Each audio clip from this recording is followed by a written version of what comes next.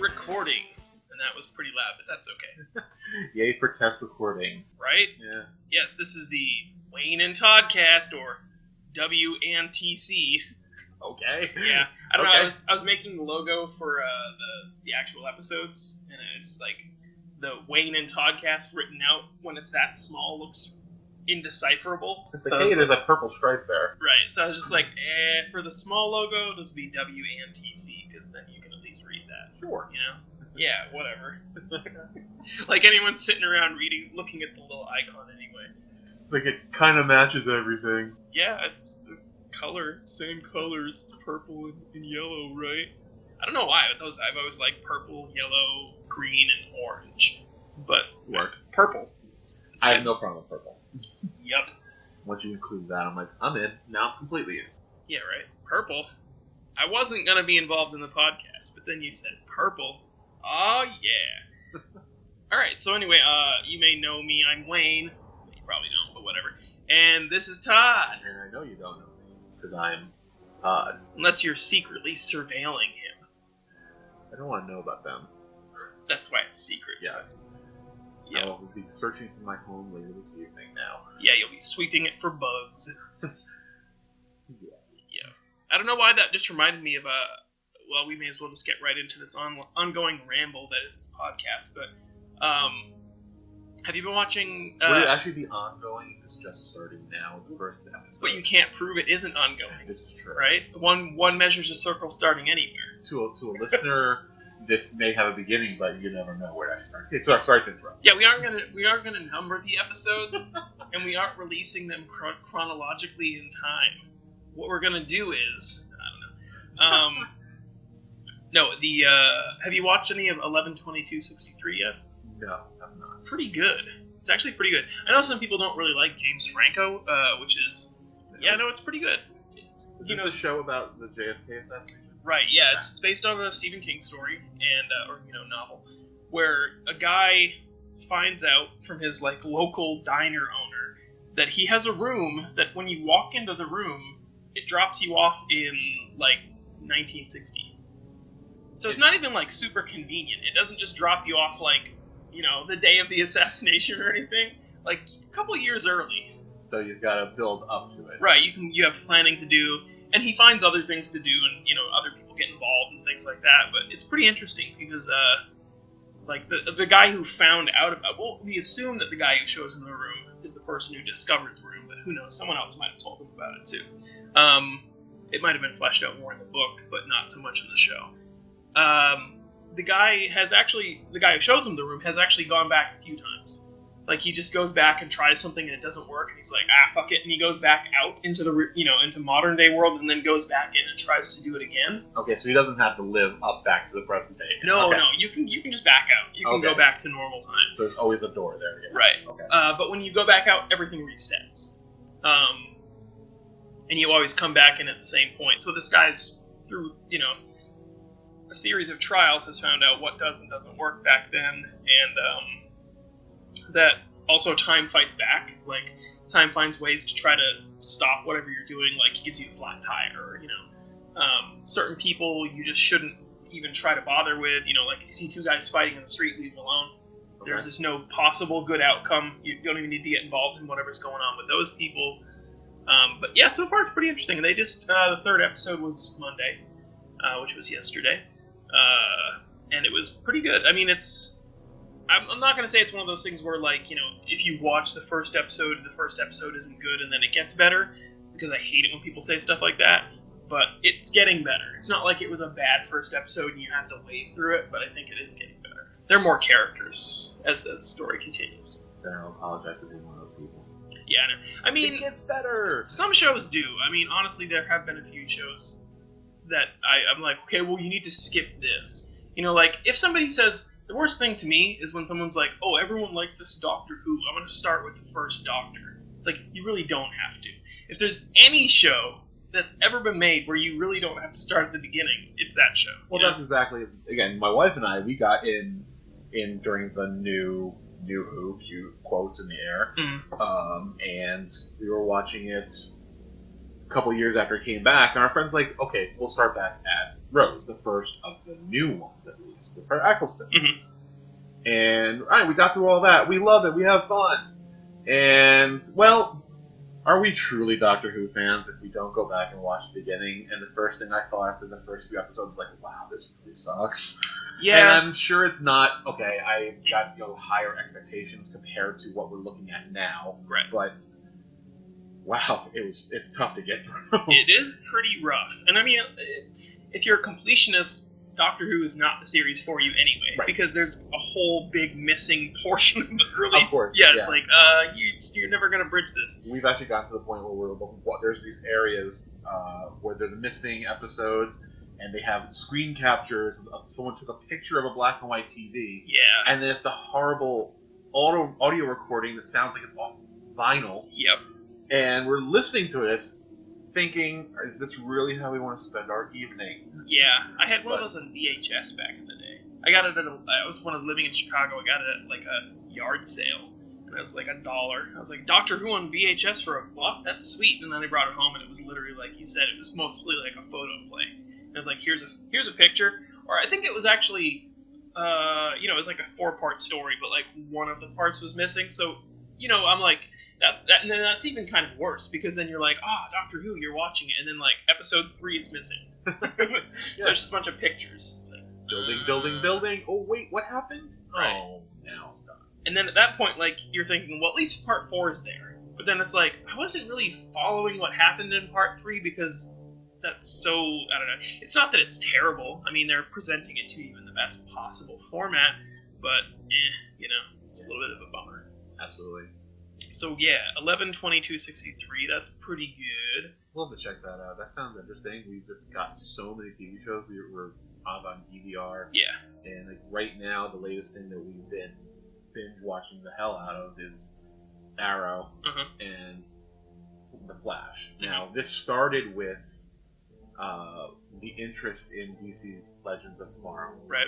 Which I know you're not exactly a big fan of. No. But we want to give it a chance. But this is what, again, go back to what my wife and I will do. Yep. We'll go, well, let's start watching the Arrow. Actually, no, we decided we were going to watch The Flash.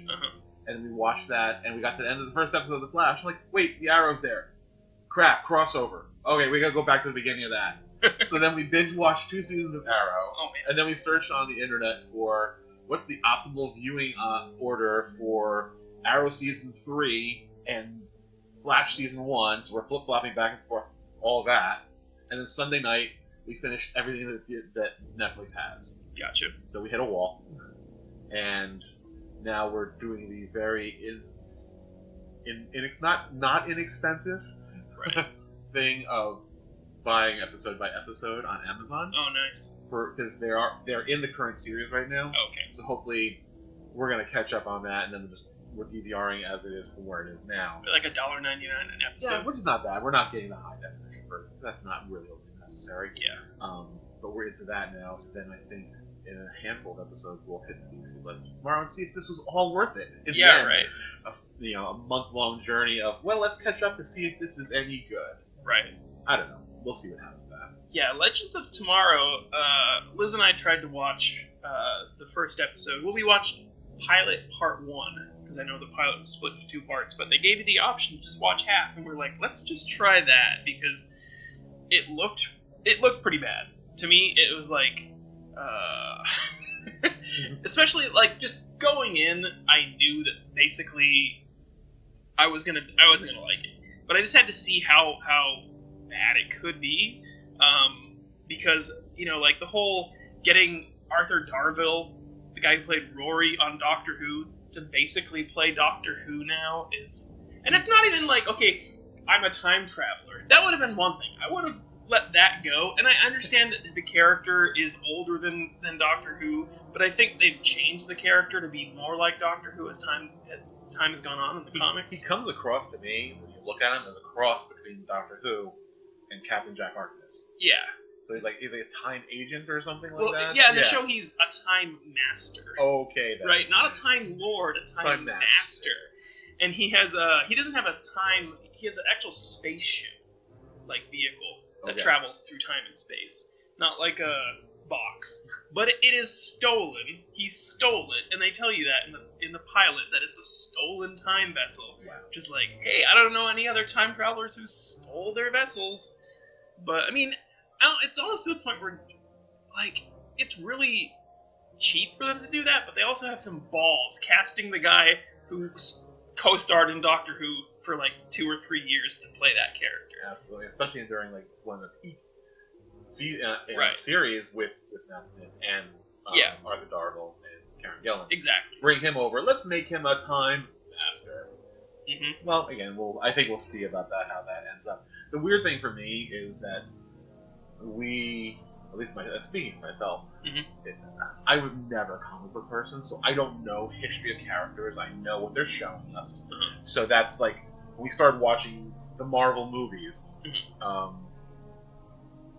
Iron Man, oh, this is really cool. I'm going to watch that, and then we'll watch The Incredible Hulk, which is, we never watched The Incredible Hulk. But either iteration? No, not we now own them. We want to get through all those. The universe is that interesting, right? But it seems like at least the Marvel universe, for lack of a better phrase, makes sense more. I feel that way too. And I feel, and I said this to Elise the other night. There was a scene in The Flash where Captain Cold. I mean, I don't know if that's an actual character in the DC comics. I think he is. Like, right. He's just a Mr. Freeze knockoff, like a second grade Mr. Freeze. Yeah.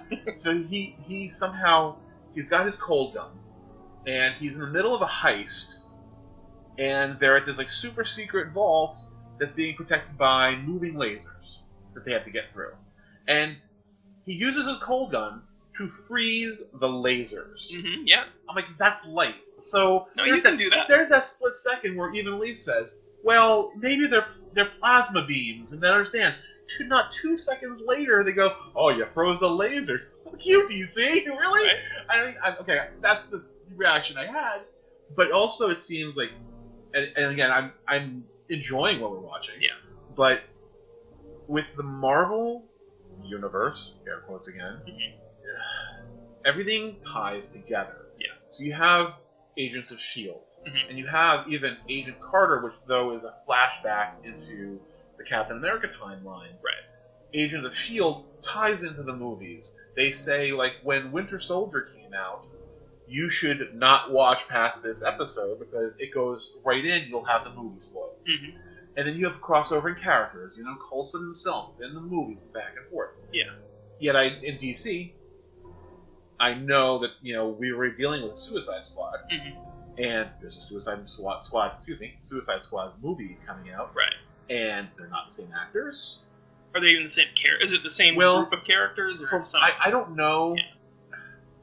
I haven't looked at the information about Suicide Squad as much as I probably could have or should have. Yeah. But, okay, I know there's a character, Deadshot. Right? So Deadshot shows up in Arrow. And he's this one character, and who he is and how he looks and all that. And I'm pretty sure in the movie it's Will Smith. Right. Not even close. And there is something about the cohesiveness of what Marvel's doing in its media, whereas DC's putting stuff out, but yeah, it feels like there's just a bunch of different groups that don't really talk to each other, pumping stuff out. And even the characters, if they show up in more than one thing, they're not necessarily the same actor, which is, I guess, okay. Yeah. But it's bothersome. Yeah, it can be. I mean, the only problem that, I agree with you that the Marvel universe, the cinematic universe, and all their other properties outlying, they're starting to build the Marvel Netflix universe with Daredevil and Punisher and Jessica Jones and, all these other characters that are cropping up lately. But yeah, I think the Marvel universe is more cohesive in that respect. Because, I know what you mean with things not lining up and things being weird and, where things should overlap, they don't. Because remember when they did, Torchwood did Children of Earth? Yes. And you get a sense, between just Torchwood and Doctor Who in general, because, the stuff doesn't line up. They're supposed to be in the same universe, but it doesn't feel like they are, because something huge, and, people have talked about this a lot, something huge and earth-shattering will happen in the Doctor Who universe, and there's no mention of it in Torchwood. Right. And it's like, And the same way around. Essentially, this should be the same week. You know, Right. everybody should be involved, but they're not. Like, so I don't know. There's some kind of possible multiverse type thing going on there, and that's the easiest fan explanation to be like, multiverse. It's a multiverse. And in defense there of DC, they are doing that with Arrow and Flash because that's why we looked up the best way to do an order, because there's a story that starts in Flash and makes its way into Arrow or reverse. And at least they're doing that because of the TV things. It's just, okay, the TV things work together, and is it going to work the movie thing? So that's kind of more the question. I think the silliest thing that happened in a Flash that we saw the other day was he had a flash signal. He was trying to get a criminal. I forget who he was trying to bring out, and all of a sudden there's up in the clouds you see a lightning bolt. I'm like, seriously, is that a flash signal? I'm like, I don't think that's a thing. No, I don't remember that being a thing. And he comes out and he turns it off and he makes some sort of joke. I got the idea from a comic book. Which okay, so Batman? DC, right? Okay, but he doesn't say that. So I guess the whole idea is like, well, we're gonna have our universe within a universe. Well, all right, but again, and then it goes in to, or is it a multiverse? Batman is a comic book in the Flash universe. In the Flash universe, like I got the idea from a comic book. Really? Okay, it's funny. That was kind of cute, but really? Right? Yeah. Now that poses some problems. You're like a little one-off throwaway joke, kind of. Right. Now we have a problem. We didn't have a problem before, but now we do because that doesn't. I mean, obviously they could say some other comic book or whatever, but yeah. I told you I've been actually, speaking of not being super familiar with comic books, it's because I did read comic books when I was a kid. I had an aunt who was a librarian, so I didn't read a lot of Superman and Batman comic books in print. But she had, in her library that she worked at, there were like these huge bound volumes that were just like the history of Batman and the history of Superman with like reprints of. It didn't have any complete stories.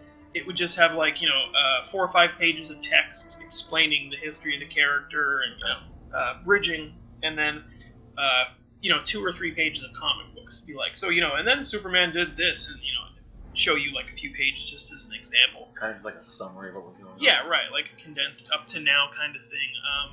I don't know when the books came out, but I mean I would imagine they came out probably when the Superman films started getting popular, or when those were on and popping, so to speak. But those were kind of cool to read. And then in the 90s, all that stuff seemed like all old and boring. And when everything started getting extreme and edgy, man, everybody was all about the X-Men when I was a kid. Everyone was like, this is the best comic book ever. And it's really not. It's pretty bad. Which is funny. That's where the couple years difference between our ages comes in. Right. I remember being in 8th grade, I believe it was. And that's when the first Batman movie was coming out.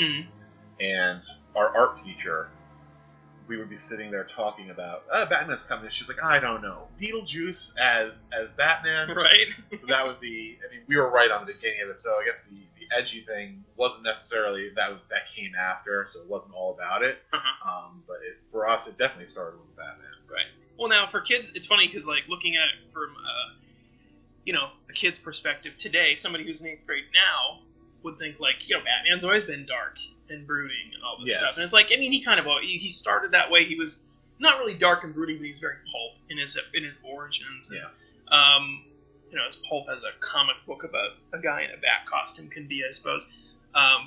But when they announced, they were even going to make a Batman movie, it was just like, Batman? Because, everybody's last impression of Batman was Adam West, right, exactly. So it's all corny and over the top, which had its place. I mean, I love the Batman 66 series. It's actually my favorite iteration of Batman. I like the 89 film. It's great and everything like that, but I don't know. It's just something about Batman as a goofy guy. Like, he's like this dad guy. I don't know. He's just so weird. And then Cesar Romero is like my favorite Joker of all time. Right. People were like, he's not even scary. I'm like, how is that not scary? The guy's got a mustache under his face paint. That's spooky as hell. I don't know. It's just like, it's fun. I mean, there are some really terrible characters in the Batman TV series, and it's goofy. It's really, really goofy. Who's the guy with the eyes in the top hat? Oh, you know what? If it's one of those situations where if you hadn't asked me, I would know. Oh, sorry. He's like the Tinkerer or something, I want to say. I mean, there were some characters that I feel like there were characters that were created exclusively for the TV show that were like never in the comic book, like London Fog and stuff like that. I don't think were characters in the TV show or in the comic book. And then there was like a character named Shame, who was like an old West villain. Shame instead of Shane, right? Yes, you know, like, wow. People who don't know, there was a Western film called Shane. So apparently they had to, strike while the iron's hot and make a villain based on this Western film. Sure. What? Because that makes perfect sense. Yeah, man, you're gonna bring in all kinds of viewers with that kind of. It's a sweeps technique, man. The Marvel Universe, like we were talking about, I do feel like is far more cohesive. I just think a lot of the Marvel characters, on the whole, are more relatable. There's been, especially in the last 5 years, there's been a lot of criticism and a lot of question about the actual enduring appeal of a character like Superman. Mm-hmm. Like, do people even like Superman anymore? It's true. I feel like with the Batman Superman movie that's coming out, it's getting its hype. Yeah, but it doesn't feel as genuine a hype. No. Whereas when the Avengers was coming out, right, that was a holy shit moment. Mm-hmm. It was like, wow, they're putting them all together in a movie, and I cannot wait. Wait, there's gonna be a part 2? I cannot wait. Where it's like, well, it's another Batman. Yeah. It's another Superman. Oh well, they're together, so one of them's kind of a bad guy. I don't know. But I always hate versus films because they're bullshit. There's always versus in the comic books or whatever. The comic, the splash on the front page is this character versus this character, and you're like, oh, we're gonna see these guys finally duke it out. No, never happens. Like they're about to fight, and then they find out why they're really fighting, and they're like, oh, now we gotta go fight the guy who's making us fight, which is basically what's gonna happen in this movie. It looks like. Yeah. I don't know how much of the trailers or spoilers you've seen. You know what? I've watched it, but it doesn't seem like a movie I want to go run out and see. No, it looks bad. Most anything that it goes back to, I feel like something you just said about the characters being relatable. Mm-hmm. That anything Marvel puts out, I want to see in a theater at least once. Whereas the DC stuff, the new Batman movies were really good. I mean, the one with was it the Dark Knight with Heath Ledger, right? Is that the? Yeah, I believe so. So that shows how much I remember that. Right. Those. But maybe it has a little interest depending on the specific movie that it is. Yeah. But I don't know. Yeah.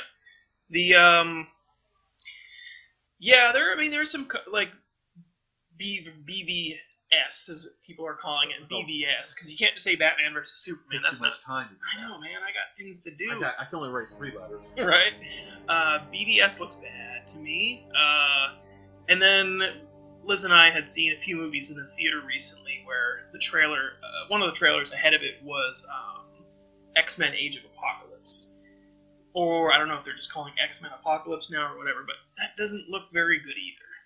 Is that one in the new, younger version of the X-Men? Yeah, exactly. Okay. Yeah, it's continuing the rebooted X-Men franchise. We've actually not seen, except for, was it First Class was the first one in the new rebooted universe? Yeah. We have not seen the ones after that, and it's just kind of, Yeah, they're, so-so. It's just, they've really kind of beat people's expectation. I don't know what people expect from X-Men films now after X3.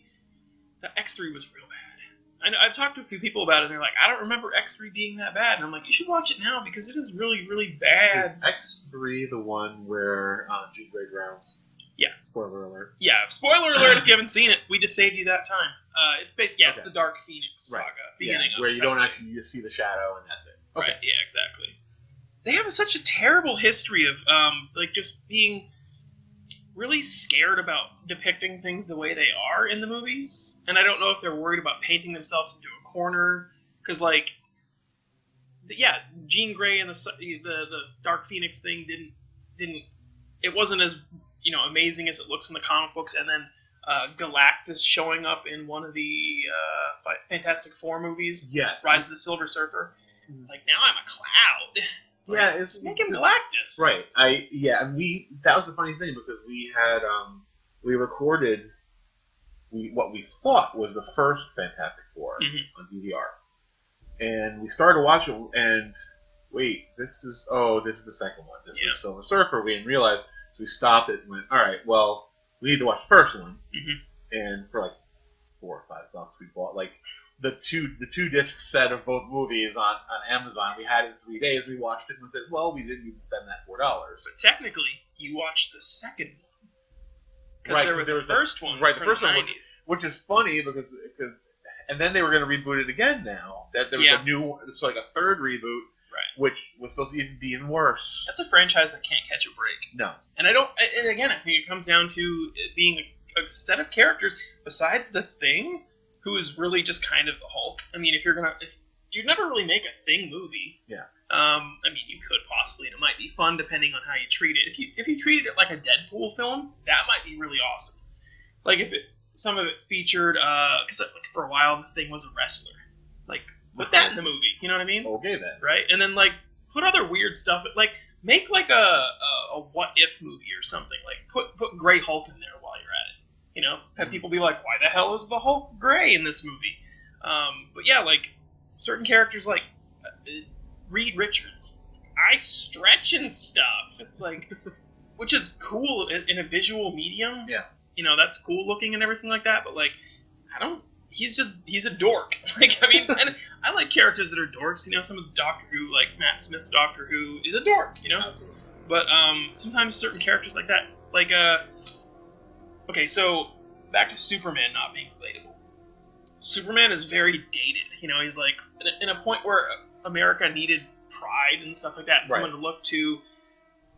Superman arrived, and people were all about him. They're like, this guy, we can rally behind Superman. Superman can be part of our national identity now. You know, like Mickey Mouse ears and Superman. You know, like the Superman symbol, right? On the other hand, you have a character in the Marvel Universe like Captain America, who is even more explicitly a ploy to, you know, national pride. But Captain America, I don't even really like Captain America that much, but I feel like Captain America's been treated a lot better in the films because they kind of know that he's outdated.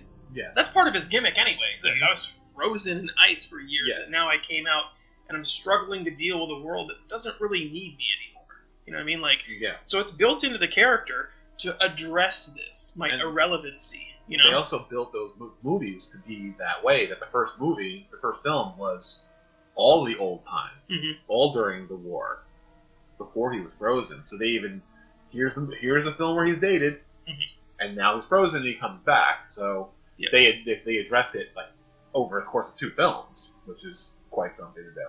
Yep. Cough break. Probably edit that out, but we'll see. Yeah. You're drinking a Pepsi Max now? Yeah, right? Fully rip off EH podcast. Slurpee drink. Oh yeah, that would have been sweet. Oh well, we'll be fine. Yeah. Well, and then back to like the whole cohesion of the Marvel universe. The only problem that the Marvel universe has is that it's kind of it's owned by, you know, different groups. You know, so they have Fox and Sony and Disney making movies, and some characters can't cross over. So, like you were talking about in the DC TV universe, having different people show up in different things kind of concurrently playing the same characters, kind of it happens a little bit in the Marvel universe. Absolutely. You've got Quicksilver played by different actors, and even I think I'm not sure how it all happens, but like in certain branches of the Marvel Cinematic Universe, Scarlet Witch and Quicksilver aren't even allowed to be referred to as mutants. Right, I recall hearing this. Because, you know, the mutants belong to a different group, you know, a different company and stuff like that. Like, I think, I want to say Fox probably owns the mutants, because I think they did, I'm not positive, but I think they did the X-Men films first, so. Yeah. And then there's the whole situation with Spider-Man. Yeah. He's Sony, right? Sony, right. Mm-hmm. So he's got, now we're, you know, rebooted and potential reboot coming. Yeah. But they did work it out where he's going to be showing up, rumored, in Captain America Civil War. So they made some sort of a deal that they could do that, which is great, but what they have to go through is to have a character show up not even as a major character from what we understand. Right. You know, And he'll maybe be there. Maybe it won't be Peter Parker Spider-Man. It's right. There are a bunch of different Spider-Men now, so you never know. You never know. What was I going to say? Oh, I think, the Marvel Universe, Marvel seems to, like, for example, Deadpool. They know... Which I don't know much about. Haven't seen the movie yet. Okay, I won't try to spoil anything for you. It's not even the kind of movie that could be spoiled, actually. I'm sure, yeah. It's just, I understand. It's just a fun movie. It's really good. They make all kinds of jokes about all the inconsistencies, the few inconsistencies in the Marvel Universe and how it's owned by different companies. Like, he just breaks the fourth wall all over the place in this movie. So I understand that's what he did. He did that in the comics. Yeah, exactly. So they pulled it into the movie, which is awesome. Right. Like, at one point, and a lot of people have talked about this, just one joke is Colossus is dragging Deadpool away to bring him back to the X-Mansion or whatever like that, to stop him from doing what he's doing in this scene. And he tells him he's going to bring him back to see Professor X. And Deadpool says, James McAvoy or Stewart. Because two different people played him. That's awesome. Right? So it's like, it's pretty fun. It's a great movie. And then they benefit a lot from, I think, a lot of the characters are familiar to people, Captain America, Iron Man, and stuff like that, but Iron Man isn't as familiar to people as Superman. And Captain America isn't as familiar to people as Batman. People know the names Iron Man and Captain America, but, like, there haven't been Iron Man and Captain America TV shows, right? And stuff like that. There have been cartoons and things like that, but this is stuff they sell to adults and kids. So, they benefit greatly from the characters not being too familiar. Especially like movies like Guardians of the Galaxy, I thought was a huge hit because people didn't have any expectations. They were just like, oh yeah, this I like this actor and this movie is going to be fun and stuff like that. But they didn't know what they were getting, so they benefited greatly from that. And I feel like those, in turn, you're saying how they're not as well known. So the fact that they did so well with their first introduction, so Guardians of the Galaxy, huge hit, no one knew what was going on, so now everyone's like, oh my god, I need more Guardians of the Galaxy. Right. Iron Man, Captain America, maybe not as well known as Superman and Batman and such, but I feel like their introduction maybe into the films was done so incredibly well. Yeah. Whereas maybe the 89 Batman, I enjoy the movie, maybe was a little underwhelming for some people who were into Batman. Maybe it kind of wasn't as good of a springboard for the character. Maybe. Yeah. Yep. The thing that I keep thinking about is how Marvel... The other good thing Marvel has going for them is that they have a lot of different characters and they have a lot of different projects going at the same time, to where it's not like now, so to speak, you could have plenty of time for people to not necessarily forget, but it's not like the movies are coming too quickly. Like, the next one will be out in 2 years or 3 years, which is actually kind of a fast turnaround in terms of sequels. If you look at, the sequels used to take 8 years back in the 80s. Like, the difference between Death Wish and Death Wish 2 is 8 years. And like, today that would be unconscionable. That would be a reboot now. You wouldn't even have the same actors. You'd be telling the same story again. So they benefit from having like all these different properties coming out in a good cycle, to where, how long ago was it that Guardians of the Galaxy came out? It's like 2 years ago now already. Yep. And I think it's another year and a half before the second one comes out. So people will be like ready for the characters to come back. They won't be like, oh, another one of these fucking movies, It won't be like a Shrek sequel or something like that, Or, not that that's even the same thing, but, they just too frequently, like, are they still making these things? And I know people like the Too Fast, Too Furious, or Fast and Furious franchise. Need those movies? Yeah, I know. How many of these fucking movies are you gonna make? I know they make money and everything like that, but you could make a new movie. But why do that when you have something that will work for a certain part of the audience? Yeah, and that's how studios work. They're too afraid to step out and do something different. Why the original? I think of the movies that Marvel has on the slate right now, I think that Doctor Strange will do really good. It's another character people don't know a lot about. I mean, I very, very little knowledge of him as a character, but I'm like, well, right. I also have big interest in it. I like Benedict Cumberbatch. We love watching Sherlock. So right.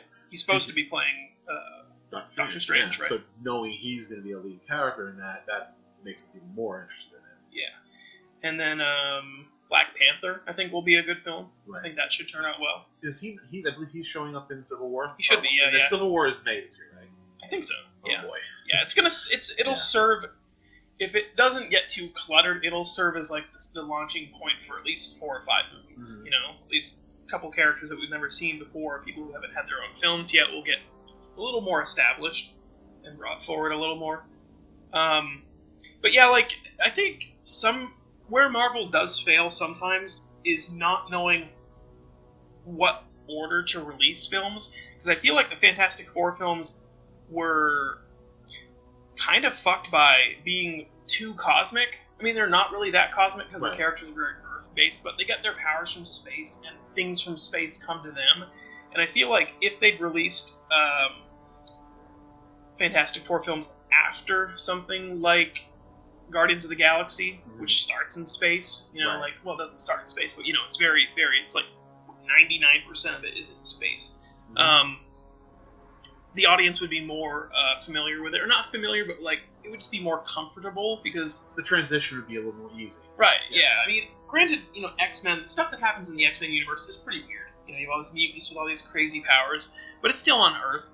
And you know, the Hulk films and Ghost Rider, which I've completely forgotten about almost entirely. You know, all the films that came out before that are pretty much all Earth-based. Yeah. You know, I mean, you've seen stuff in like other comic book universes like Superman and stuff like that. That's been stuff that's happened in space, but I think, you know, and also making a film that's not too serious about itself would help something like Fantastic Four a lot. That seems like the type of a franchise that would benefit from that a lot. Yeah, being a little bit not so serious. And I know that there's been some humor. A lot of the humor just comes from Ben Grimm being surly and stuff like that. But it seems like, especially with the one, I didn't see it, but the reboot they just did recently. Initially, when I want to say I saw the trailers probably before Guardians of the Galaxy. The trailer for the Fantastic, or F4, or whatever they're calling that most recent one. Initially, it looked cool. I was like, oh, it's kind of like, it's darker and grittier, but like, which is kind of weird because I'm saying it should be sillier. Right. But it looked better than what they did before, and then apparently everybody's just like, yeah, no, I don't know why they made this movie. I don't understand. Like, and maybe they need to do that. Maybe Guardians of the Galaxy and Deadpool should be a message to Marvel and all the other studios that handle their properties that some of these movies don't have to be serious.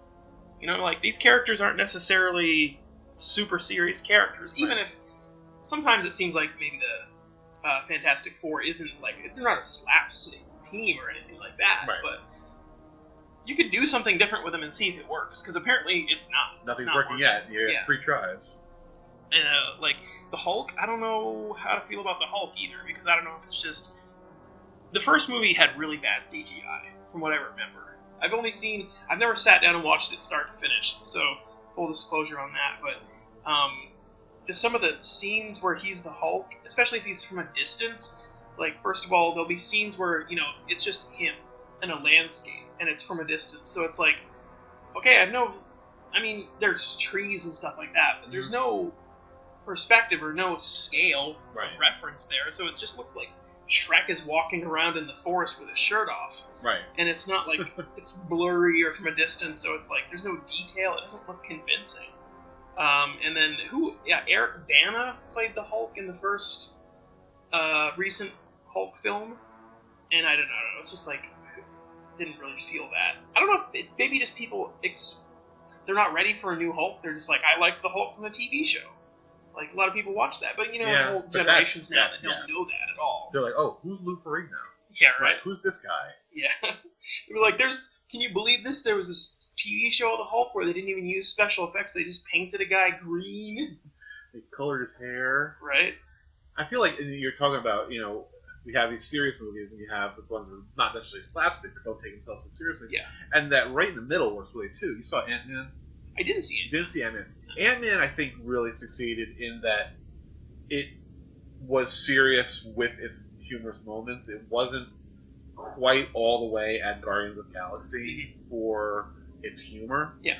But it definitely was not just straightforward Captain America, and Iron Man. Right. It was in the middle. There was, I forget the actual character's name, who is Ant-Man, but he has a way of, he has serious moments, but he's a wise ass. Mm. So maybe not to the extent that, from my understanding, Deadpool is. Right. I mean, granted, I think Deadpool, he's a psychotic pretty much. More or less, yeah.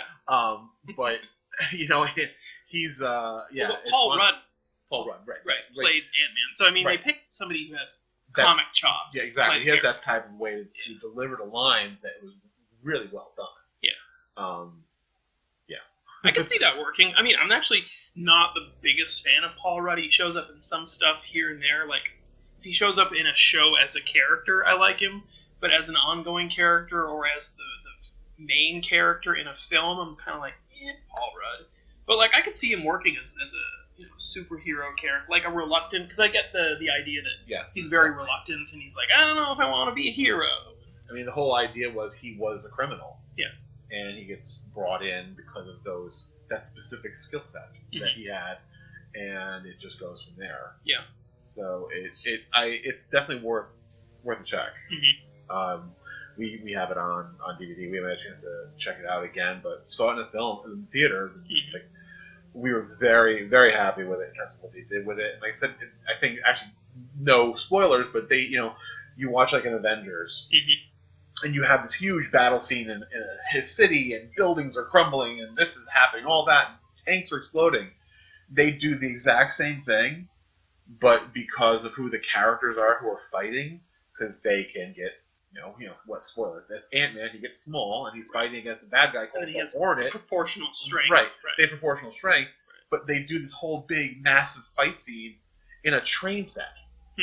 So there's all these little tiny buildings falling over, just going click, and then the train just kind of just slightly gets derailed and stuff. So it's really an interesting juxtaposition of the epic fights. Superman destroying a whole city. Right, exactly. Seemingly having no repercussions for doing it. Exactly, but they're doing this in a little kid's room on a train set. That's pretty clever. It's kind of fun. I feel like that must have been like a direct shot at Man of Steel. Probably. Because that was like a lot of people's complaints about Man of Steel, is that like, Superman, great, you're fighting this guy who wants to kill everybody or do whatever, and he's going to cause this much damage, but like, you're throwing him through buildings that may or may not have people in them. Like, you're just leveling this fucking city in the middle of this fight. Couldn't you be fighting him on the moon? Or damage. Somewhere where, yeah, exactly, people got to pay for this stuff. I don't think Superman's paying for it. I don't know, man. But yeah, no, I should probably check, see if, it's probably not on Netflix yet, but I'll have to keep an eye out and see if I can get a hold of Ant-Man and check it out. Should check it out. Actually, Suicide Squad looks pretty good. And again, the only reason I know anything about Suicide Squad is because of what we've learned of them from the Arrow series. Right. I mean, understanding that they're criminals who they have control over, and they send them out because if anything happens to them, doesn't matter. We lost a criminal. Right. Oh, well. Yeah.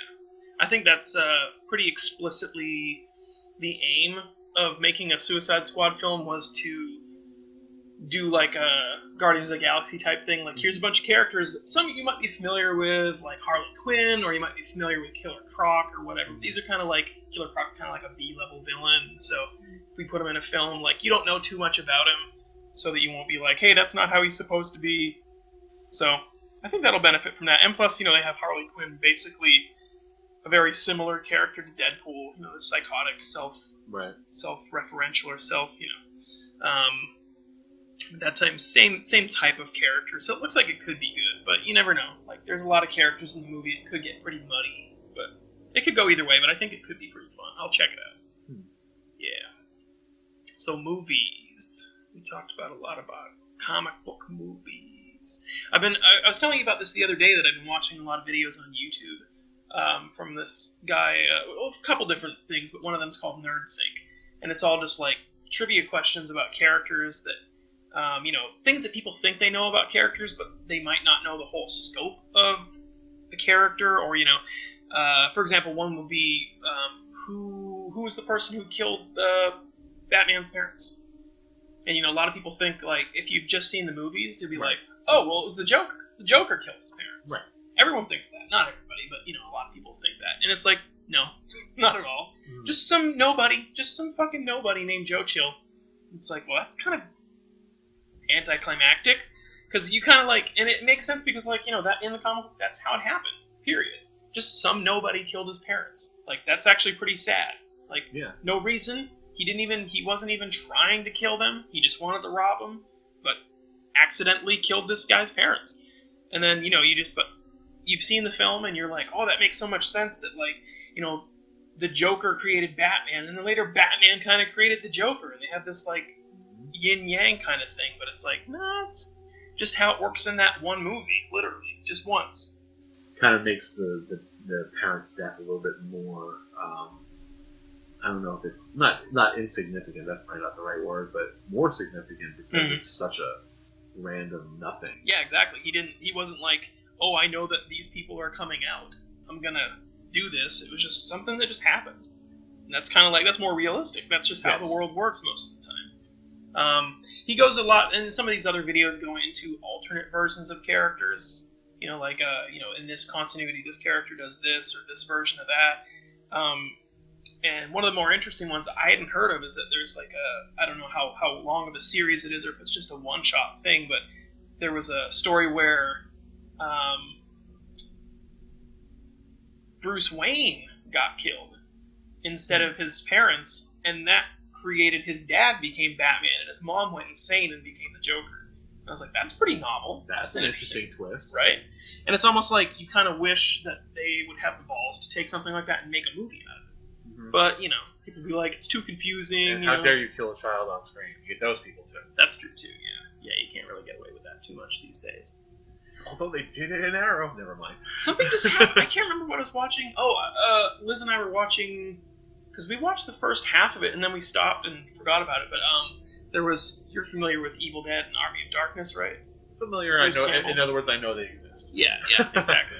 But they did a TV series last year called Ash vs. Evil Dead. Right. Yeah. And I think in episode 5 or 6, just a kid gets killed, just really quickly.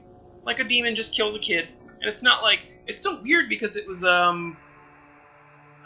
it's just there were so many ways they could have gotten around killing that kid. Right. And a lot of people get killed on the show, but most of the time when people get killed, it's after they've been possessed by demons. Right. And then they get shot, and then you're like, well, it's sad that person's mom had to get killed, but she was a fucking demon.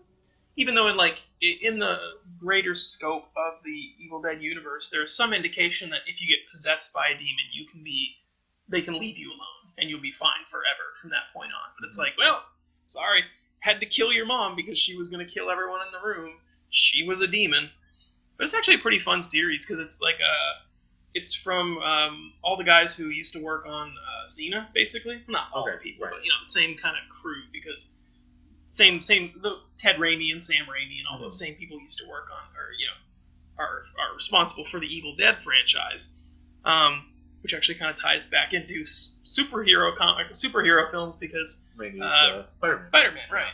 And full circle, folks. Exactly, bringing it back around. Even you think we're rambling? We have to have a plan. No, we don't. It's just happy accidents. But yeah, it was a fun series, and I think they're going to actually do another series, or maybe just continue going until they're tired of making them or something. But it's got Lucy Lawless, who played Xena, right, is the female protagonist or antagonist, I forget. She's in there, but it's pretty fun. There was some, and this is similar to what we were talking about earlier with companies holding the rights to things. Different companies hold the rights to some of the films in the series, so they couldn't use footage from.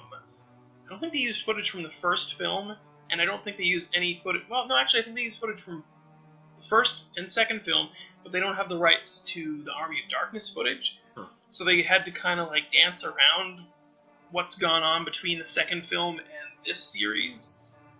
Because he's he never just tells people listen, I've seen lots of shit, and I went back in time and fought demons, So it's it's kind of weird, and he doesn't have his hand, which he didn't have.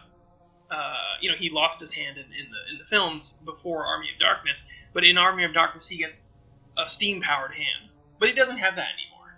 He has a wooden hand, and then somebody makes him a new hand. So it's like, okay, so you've like retconned him having a robotic hand. I don't know if you'd like, because they just can't. They can't make reference to it at all. You know, I always find it's really funny when people think that, like, you know, they could have figured out some really clever way of doing it. It's like, why? Why risk it? Why risk getting sued over a joke to make you more comfortable with the continuity of their TV show? They're like, is it cheaper to just not do it at all? Yep. Okay. Is there less of a chance that some hungry lawyer is going to come after you? Yeah, right? Yeah, just don't bring it up. It happens all the time, so I think people need to get used to the fact that's going to happen in shows like that. Yeah. Especially when things come back around with rights being screwed up like that. Mm-hmm. Or like people who are, oh, why isn't so-and-so on YouTube or on Netflix? It's like, because they don't have the rights to it. Well, they have the rights to this other thing. It's like, that doesn't mean they have the rights to everything. Right. Like, well, this show's only on Hulu. Why can't they have it on Netflix, too? It's like, that's not how it works, guy. It's a different company, dude. Yeah. It's like, that's how rights work. People hash out their rights to what they can do and where they can sell it, who can own it, who can, stream it, and it's just how it is. You can't argue, look, I'll start a petition. Okay, go right ahead. Those do very little nowadays. Yeah, petitions are silly. And people are like, petitions for goofy stuff, like, I want them to make another series of Firefly. I'm going to petition you to make another series of Firefly. It's like, as far as I understand, Joss really would like to. It's not up to him. No one wants it. I know fans that don't want more Firefly. I know fans that love Firefly. Liz, for example, loves Firefly, doesn't want more. She doesn't want more. Nope, she doesn't. She feels like they pretty much did not necessarily all they could, but things with the film were left at a pretty good place, and she feels like if they did more, especially this far removed, they would be pretty bad. But, I forgot about the film for a moment, and I could also see, though, especially if you were a hardcore fan of that series of the shows and the movie now, if they were to pick up where they left off, you'd also be missing a couple of your major characters, because one had an on-screen death, right, and one had isn't Shepard Book, the actor, did he pass away? I want to say that sounds really familiar. Like, maybe he did, yeah. Or you might be thinking of Abe Vigoda, because they were on the same TV show. I think for the longest time, I thought, wow, that makes sense. I feel like I knew of that being from before Abe Vigoda. Yeah. Abe Vigoda died. Right. Sorry, in joke. Yeah. I don't know. I could be completely wrong with that, but yeah, as much as like a Nathan Fillion would want to get back involved, and all these other people got back involved, and Joss apparently from interviews loved doing the show, loved doing the film and all, but there's no interest to have it done by companies, which sucks. I mean, I'd like to see more, but at the same time, I could see that, I think it's kind of great that a show that didn't get a fair shot has an opportunity to be relaunched now with things like Netflix and Hulu and stuff like that. Like, Arrested Development was a pretty good example of a series that got screwed really hard when it was on Fox. And, Firefly did too. It got moved around a lot. People didn't know when it was on. They just under-promoted it and didn't treat it right. But not every show that got canceled needs to get rebooted. It's true. People are like, there was a big Veronica Mars Kickstarter a while back, and people, ever since it got canceled, everyone's been, well, not everybody, but fans have been like, Firefly, bring it back, and all this stuff. But it's like, sometimes things just they go through and they're just done. Yeah, there's a series that Elise and I were watching. Have you heard of a show called Forever? I know we might have told you about it one time or another. Sounds familiar, but no. It was actually the actor who played Reed Richards in the second set of Fantastic Four films. Mm-hmm. He was the main character, and he was pretty much an immortal. Something happened. Somehow every time he dies, he disappears and reemerges from the nearest body of water. Okay. Interesting, weird. We were trying to figure that out the entire time, but it only lasted one series. Could it be like a fish tank? There was like a lake or a pond. The series was based in New York City. Okay. So he almost always showed up in the Hudson River. Okay. Which probably wasn't good for him anyway, as it is. Right. But And it really had some very good storytelling within that really weird scenario. I mean, we've had immortal characters in TV and movies many times before, but the way they end up showing you that he supposedly has become immortal, and that he's been, like, he wasn't first. He was in the war. He was a doctor in war, and he saved, I believe it was during World War II, he saved a baby. Okay. And we find out later that he's living with someone who looks like his father, but it's actually that baby has now grown up to be, like, for the longest time, like, well, they act like he's their son. It's his son. For a while, it's like, well, he's our friend or our brother, and then suddenly it's more like, oh, your father, and so because he's just getting older. That's I can't think of his name. He was in Taxi. Judd Hirsch. Judge Hirsch. It was Judge Hirsch. Judge Hirsch. Judge Hirsch. Judge Hirsch. That's another comic book movie they should make. Judge Hirsch. Judge Hirsch. Crossover between Judge Dredd and Taxi. Wow. But yeah, it was really well done. The whole idea about keeping the secret, because they were afraid that when every time someone found out a secret, they were trying to test on him, of course, trying to figure out what's going wrong with him. And he actually, because of all the time he had spent in alive and as a doctor in New York City, he was working as a coroner and a crime scene investigator. So he was a partner with this woman who was a detective, and he knew exactly things to look for and all the things that you would never come across other ways. Okay. And they left the last season off because it was always about, you need to trust her because it's your partner, and obviously they keep trying to show that maybe they're falling in love, they're doing that. Yeah.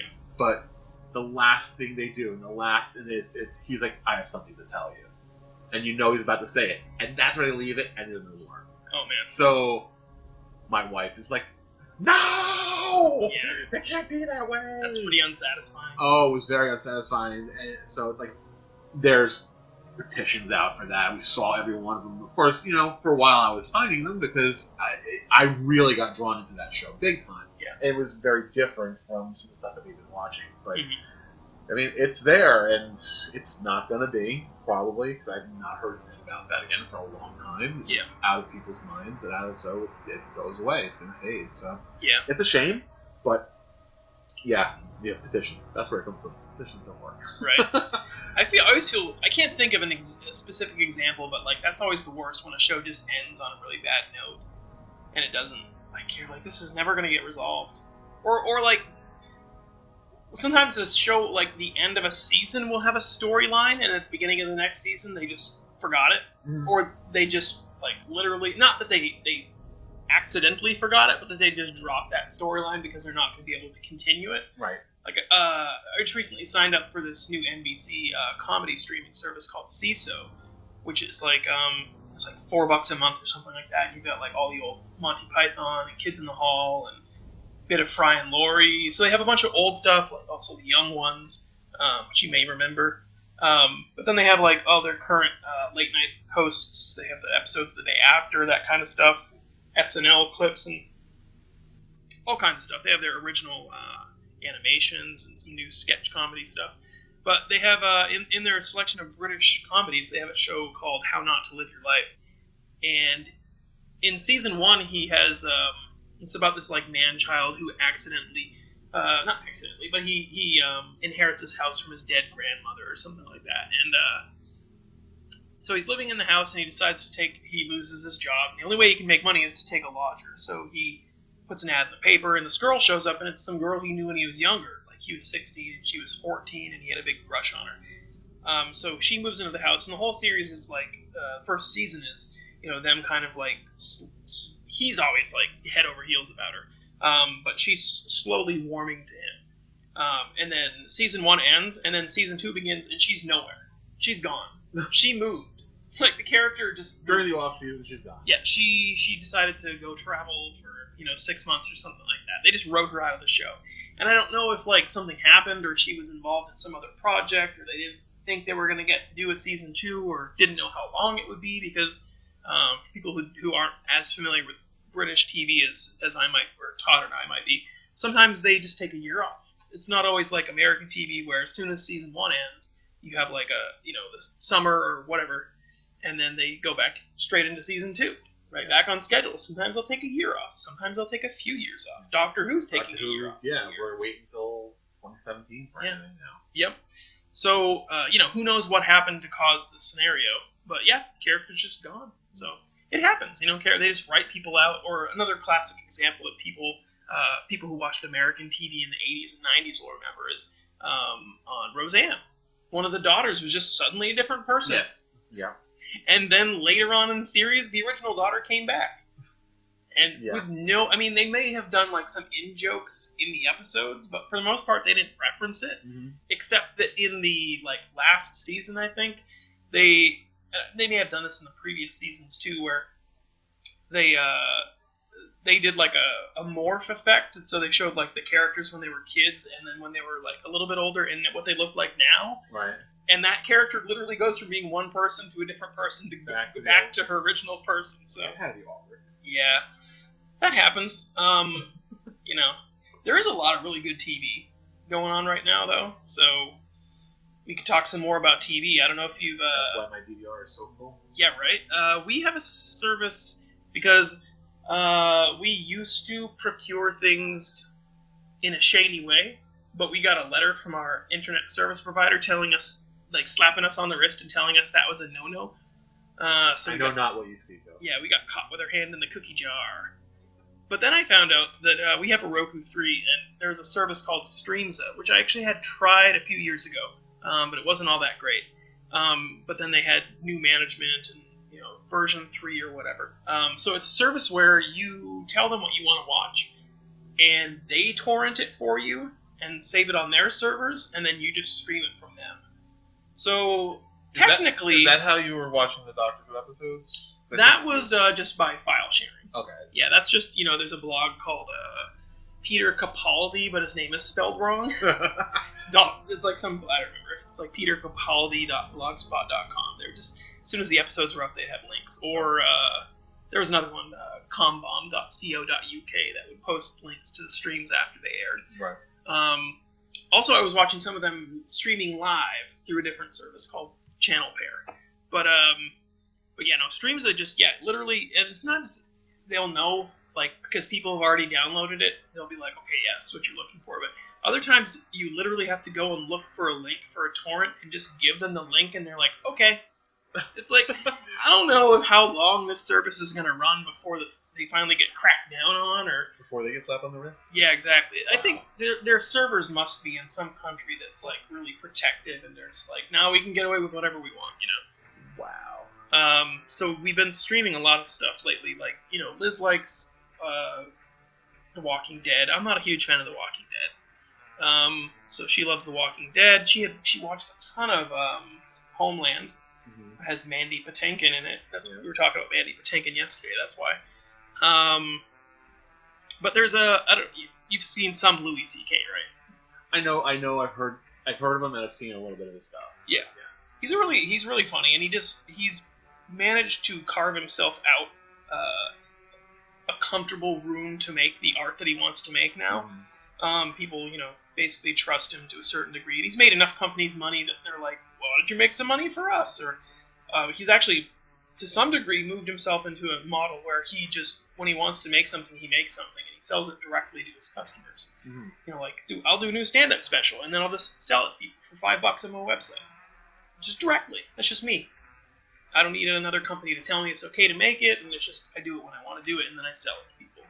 So he did a new show called Horace and Pete. The name sounds familiar, but it's really good. I think they're up to episode 4. There might be a 5th episode now, and it's not really. I think it's only planned for maybe 6 episodes, but I could be wrong. I just looked at the website really quick. It's really good because it's just it's a show about a bar, so people are like, oh, the immediate comparison is like, oh, it's going to be like Cheers. But it's not. I mean, anyone who knows, Louis C.K. and what he's done on the show, Louis, is that there's always kind of a dark undertone to his stuff, but it's not, abusively dark, and it's not, there's some level of cynicism, because he's like a burned guy, but, there's actually, a silver lining of hope, but not in a corny way through everything he does. Right. But it's like he's this guy named Horace, and Pete is played by Steve Buscemi, and they're like these guys who kind of inherited this bar. Like throughout the ages between these two families, there's always been a Horace and a Pete, and sometimes they were brothers, and sometimes they were cousins, and sometimes they were but they were always somehow related, and they just passed this bar down through generations. But older Pete is still around, and he's played by Alan Alda. Okay. And he's like really old and ornery, and he's very much a man of his generation, so he uses politically incorrect language left and right.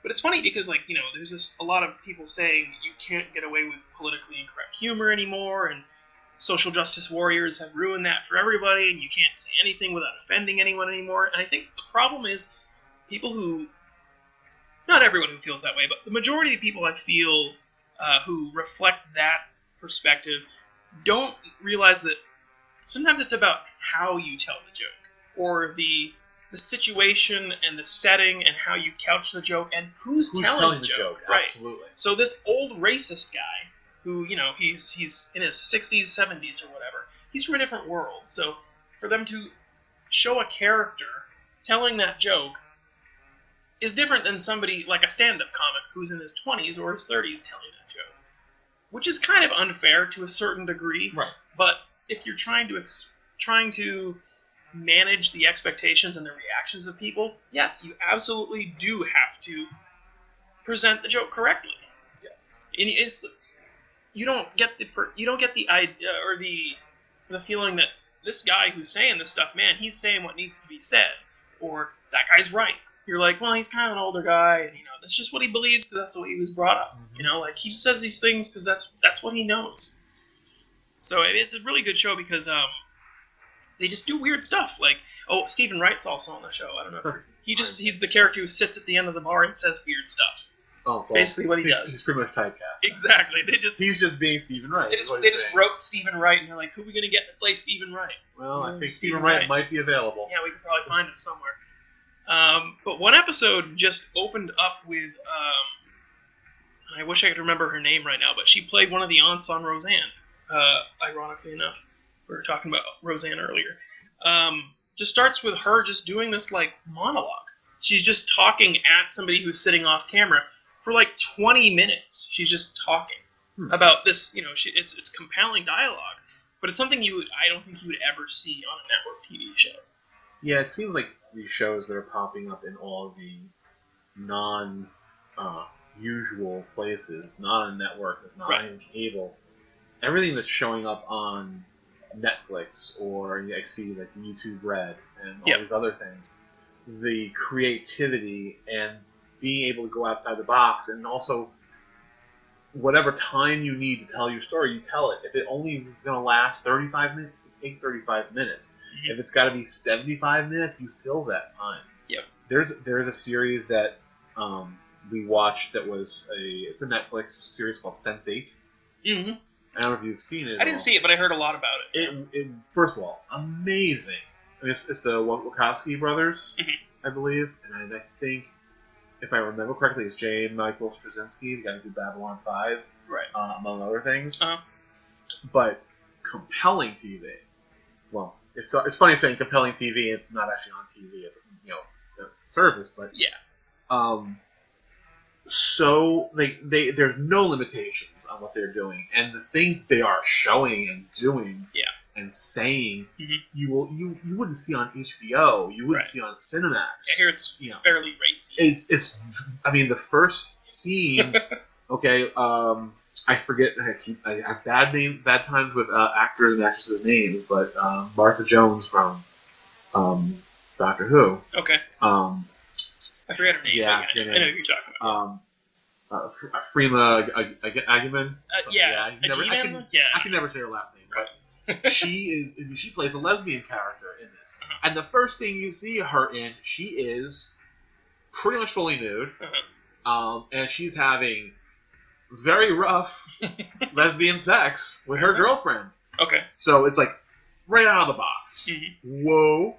And then it goes from there, and I can only begin to tell you how like the idea of like these people are there's I think it's 8 people are connected somehow mentally, and somehow they can project themselves to the other people, but they're all over the world and they're shooting in all different places, and they somehow connect. Like this major character who's in the middle of India, and this major character who is in Los Angeles, another one who's in like Iceland, who's like a DJ and all that, and somehow they all come together, and like there's a great crescendo at the end of the series, or at least the season. I keep thinking series because watch British TV. Right.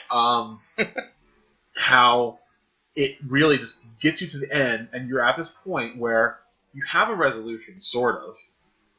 There is a good ending, but there's still a bunch of shit that's unresolved.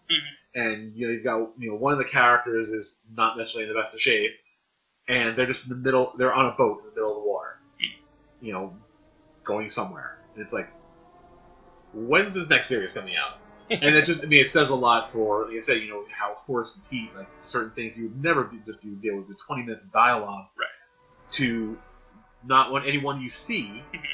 It's the same thing, like just the creativity to be able to do something like that, and just like, well, this story needs a huge lesbian sex scene here, or this story needs actual simulated childbirth, and this scene actually really needs someone's limbs being completely taken off, and gory, racy, everything. But it's quite a piece of work, and I really hope that one comes back. Yeah. And it's interesting because now that's like the third. Well, that's one of 3 things that are on Netflix right now that are Netflix exclusive things. Daredevil and Jessica Jones being 2 others that we talked about earlier. It's like, wow, those are. It's not TV. They're not TV shows. They're computer shows, which sounds really weird to say, but it's what it is. They're like more akin to like HBO series. Yes, from the absolutely. 90s and 80s. And some of them to a further extent.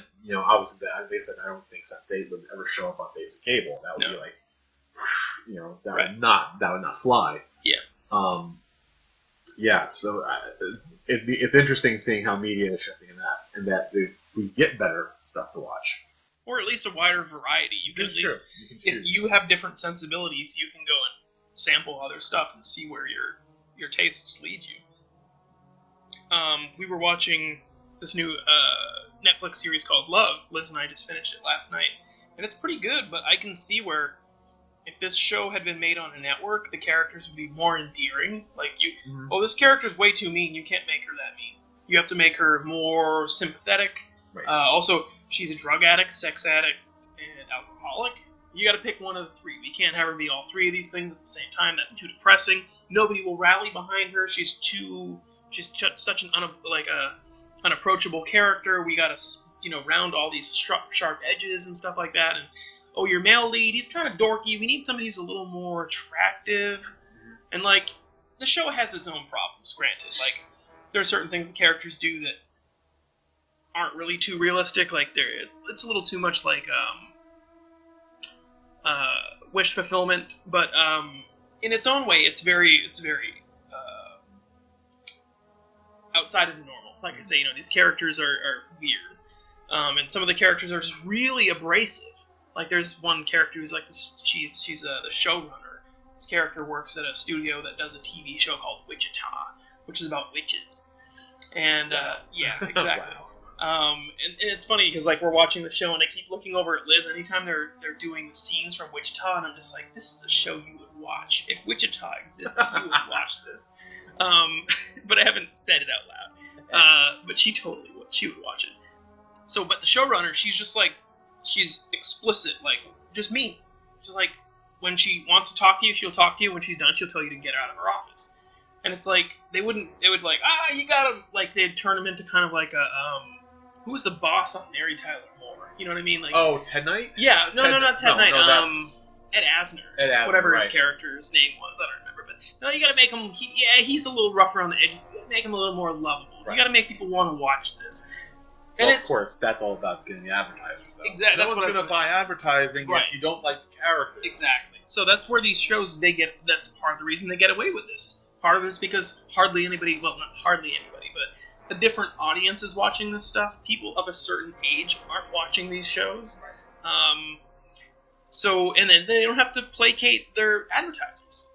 This is our streaming platform. We make shows because we have all this money, because we built it up over the years just streaming everyone else's stuff, and now we don't have to answer to anybody. We want to make this show, and if it flops, it flops. But chances are people are going to be surprised by how different this is. Like, wow, they're just doing all this stuff. And just because they're doing all that stuff, they're going to get more money in, so they don't need to have. I mean, the advertisers are going to be the people who are talking about, oh, dude, did you see the show Sense8? Did you see the show Horace and Pete? You have to you have to go and you have to get Netflix, or you have to get whatever. But it's great. It's worth the $8 a month just for that show. Yeah, but then you get everything else, so they don't need the advertising. So yeah, it kind of feeds itself.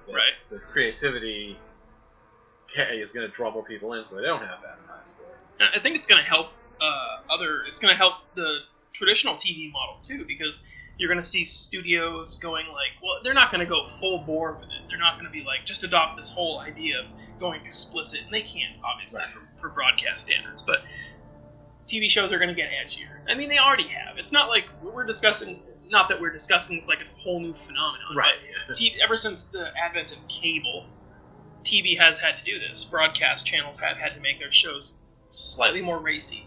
And it's funny because like they get away with it in shows like police procedurals and things like that, like dramas and stuff like that. But I feel like they don't get away with as much of it in fantasy, which is really weird. Right. Do you think you'd be able to? But that's the stuff that's supposed to be fictional. Right. But maybe I could just be imagining that. Well, that goes back to back when NYPD Blue came out. Right. And, well, hey, this is regular TV. Wait, they're showing nudity. I remember that TV. when there was nudity, that was like a huge thing. It was like, oh, there was a naked woman in it for like 3 seconds or something. Like, how are they getting away with that? And then they did, but then it was like, well, but that's like right, when more and more stuff is cable, so let's get a little racy. Let's put a little edge. Oh, we're gonna show nudity, and we're actually going to curse. Right. That was the two things. Like, wow, NYPD Blue can do that. Well, the swearing on TV thing wasn't that weird to me because I grew up so close to Canada that I watched a lot of CBC, and they'd swear on TV all the time. Not like all over the place or anything like that, but in a drama, in a situation where it would be warranted, two people are having an argument, they would swear. Not like like I say, not over the top all the time every episode, but it seemed a little less weird to me. But the nudity thing was really weird at the time. It was just like, what? And then so I think the first time it happened, it was a female character. I believe so. But then more often than not, after that, it was like, what was his name? I can't remember. Oh, yeah. Dennis Franz. Was it Dennis Franz? Yeah, I feel like at one point... I never actually watched the show. Yeah. I just knew of it. It's like, of all the people to like... I mean, of all the actors, of all the male actors to be like, hey, ladies... I don't think they marketed it that way, but like they couldn't have got like, I don't know if Jimmy Smits was involved with the show at the time, but like wasn't there anyone more attractive on the show? Like Dennis Franz's ass is gonna be on TV. Woo! Weird guy. It's like, oh, but we can do it, and we're doing it. Sure. Well, okay, that's fine. Yeah, right. Definitely. So Love was pretty good. I was thinking there was something else I'd seen recently. Oh. This is completely turning left or right. Did you watch any of Fuller House yet? No, did not. Only thing I know of Fuller House is the stupid little clip that plays when I start up Netflix to watch something else. Oh, right. Yeah. I wasn't really going to watch it, but I was like, yeah, why not? It's available the day it came out, so I was like, I'll check it out. The first episode it's total fan service. It's just like, hey, everybody, remember all the catchphrases? Have mercy, and how rude, and cut it out, and all this stuff everywhere, They just forced it down your throat. They went right for it. But totally, like, winking. Like, they're like, well, look what we're doing. But, like, and then there were a couple things that I thought were funny, like, when the show was announced and coming up to the debut recently here, was like, okay, so Michelle is not going to be involved in the show, apparently, because, twins are too big for that. Yeah. And they explicitly mention that in the show. They're like, why couldn't Michelle make it? Well, she's just too busy with her fashion empire. And literally all the characters stop and look into the camera. It's like, okay, that's funny. Yeah, exactly. Okay, I can take that. Right? And then the other thing was, somehow, some way I found out that Stephanie's character was going to be a DJ. Like, since the show, she's become like this, not really world-renowned DJ, but she does DJ at events across the world. She goes to, Aspen and DJs, But, Interesting choice for a character. Right. So, but I was like, okay, so wait, her sister's name is DJ, and she's a DJ. And Liz is like, that's stupid. I'm like, yeah, but they're going to turn it into a joke. And she's like, really, you think so? I'm like, of course they're going to. The whole reason for her to be a DJ is so they can have this little throwaway joke about how she's DJ Tanner. Yeah. And of course they so did. She's going to go, hey, DJ, and they're both going to turn and go, what? No, me. Right. I can tell you. Yeah, I think she said to her sister something like, you don't know what it's like to be DJ Tanner. And she's like, yeah, I do. I'm the original DJ Tanner. The funny thing about, so we're watching, and this is kind of picking on my wife, but, I do that.